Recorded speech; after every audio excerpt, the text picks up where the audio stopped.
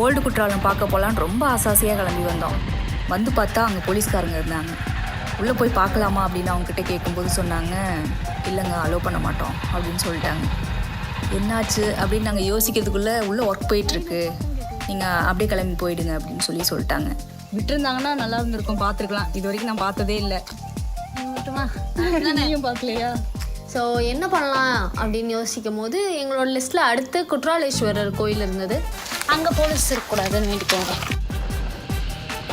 சரி அங்கேயே போயிடுவோமே அப்படின்னு சொல்லி பார்த்தா கரெக்டாக டிஸ்டன்ஸும் ஈக்குவலாக தான் இருந்துச்சு. போயிடுவோம் அப்படின்னு சொல்லிட்டு கிளம்பிட்டோம்.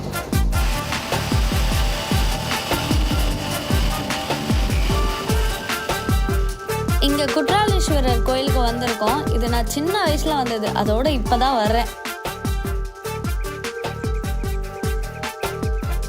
அங்கதான் போலீஸ்காரங்க விடலன்னு சொல்லி இங்கே வந்து பார்த்தா இங்கவும் போலீஸ்காரங்க இருக்காங்க.